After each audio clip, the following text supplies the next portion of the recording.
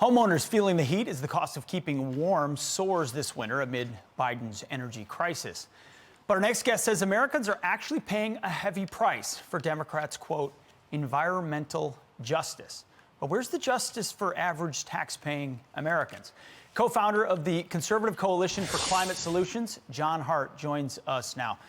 John, thanks so much. What is the impact of this environmental justice on average folks in America right now? Well, Pete, thanks for having me on. Look, this problem is going to get a lot worse before it gets better. And what we're watching is a global supply and demand problem that's largely self-inflicted.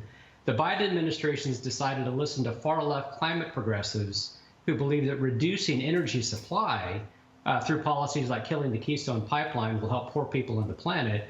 And they're just wrong on the science, the math, the economics, and the ethics. And as you said in your opening, where is the environmental justice in making poor people pay higher energy prices? So, look, I think we need a different approach on climate. We believe that climate change is real and it's happening, but the answer is not more command and control policies in Washington.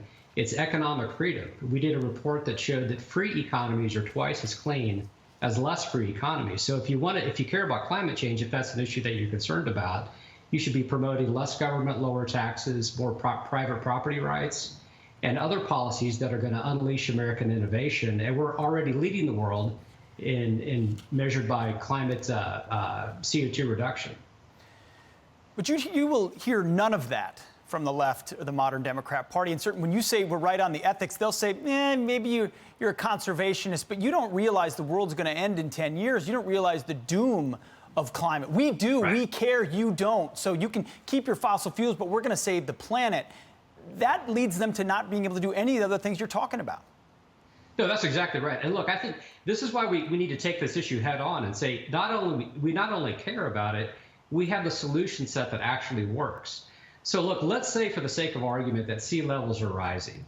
The first rule of not drowning is don't panic. So panic is not policy, and that people need energy and less emotion in this debate.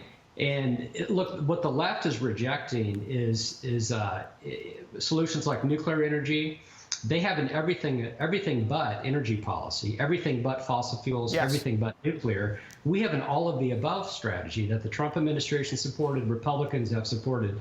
Traditionally, look, we're pro wind, we're pro solar, but you can't pretend that we're ready to move completely away from fossil fuels. And again, so that's why we're seeing it's really a global virtue signaling tax. So far left climate progressives are making low-income Americans and people all over the world pay higher energy prices so they can feel good about going after fossil fuel companies. We're always in transition, and we're never factoring in innovation as well. John Hart, thank you so much for your time. You bet. Thanks, Pete. Great stuff. I'm Steve Doocy. I'm Brian Kilmeade. And I'm Ainsley Earhart. And click here to subscribe to the Fox News YouTube page to catch our hottest interviews and most compelling analysis.